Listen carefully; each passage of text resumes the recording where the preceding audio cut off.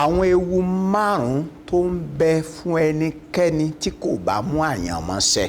Ewu márùn-ún fún ẹnikẹ́ni tó kàn ń gbé láyé yìí lásán tí kò mú àyànmọ́ ṣẹ. Ẹ wò mí, tí a bá mọ Ọlọ́run ní Ọlọ́run ìfẹ́, tí a mọ̀ ní Ọlọ́run tó ń ṣèdájọ́, ẹ̀yin àyànfẹ́, à ń tanra wa jẹ ni o. Ohun ẹ̀rù ni láti ṣubú sí ọwọ́ Ọlọ́run alààyè. Ọlọ́run ń ṣèdájọ́ lọ́wọ́lọ́wọ́, yóò sì tún ṣèdájọ́ lẹ́yìn tí ikú bá pa wá. Bẹ́ẹ̀ ni, téèyàn ò bá lọ mú àyànmọ́ ṣẹ olúwa rẹ̀, ní tí wọ́n mọ̀ sí lọ́run, ó ní òpònú ayérada.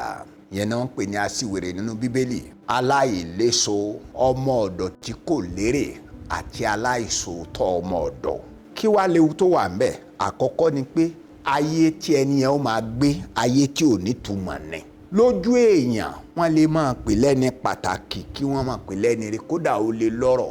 Ọkùnrin ọlọ́rọ̀ nílùú kórí 12 yẹn, aṣiwèrè ni. Ó dàbí ẹni pé ọba òkè bẹ́gi ọlà fún, ṣùgbọ́n wọ́n sọ fún un pé lónìí yìí ńlá béèrè ẹ̀mí ẹ̀, n tó gbélé ayé ṣe èrè gbé ni, ó sì lówó lọ́wọ́. Ọ̀pọ̀ èèyàn ló ní láárí, ṣùgbọ́n tó jẹ́ pé níwájú Ọlọ́run aṣiwèrè ni wọ́n.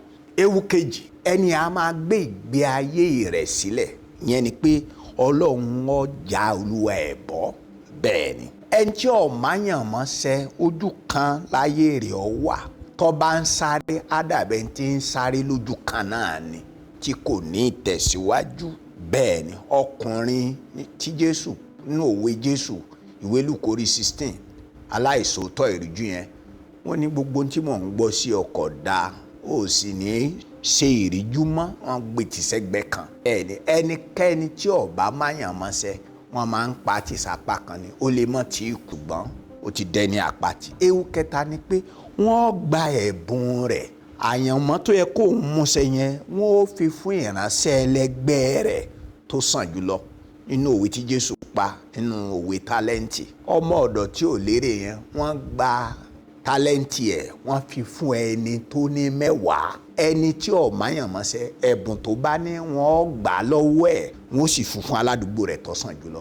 Ìkẹrin, ewu kẹrin ni ikú òjijì. Nínú Lúùkù orí 13 ẹsẹ̀ 7, wọ́n ní èyí ṣe tó fi ń gbilẹ̀.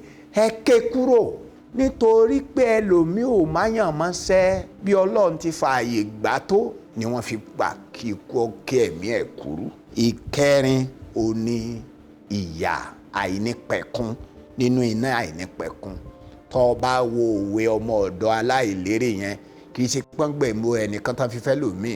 Wọ́n ní ẹ dì tọwọ́ tẹsẹ̀, ẹ gbé sóde níbi òkùnkùn àti ẹkún ìpayín kékeré. Má gbàgbé pé ọkùnrin ọlọ́rọ̀ ìwé Lúùkù orí 16 yẹn, bẹ́ẹ̀ ni, Jésù ò dákọ rẹ̀, ṣùgbọ́n dákọ Lásárù fún wa. Ó kọ bò láṣìírí, ṣùgbọ́n kò fi dájọ́ bò láṣìírí o. Nínú iná ló ti rí baba Abraham.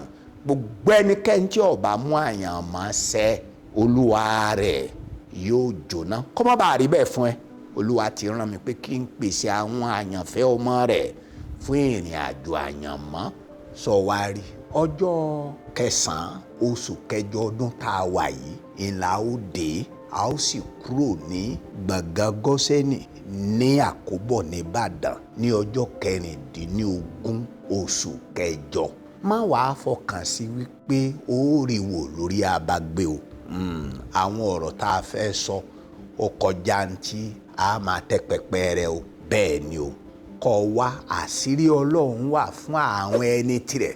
Tó bá sì jẹ́ pé ẹni tirẹ̀ ni ọ́, mo sì mọ̀ pé ọ̀kan lára àwọn tọ́lọ́run ni ọ́. Bẹ́ẹ̀ ni, kó wá kàn sí líǹkì tó ń bẹ ní abẹ́ fọ́nrán yìí, kó yára sí bẹ́ẹ̀ kankan, yóò dára fún ẹ.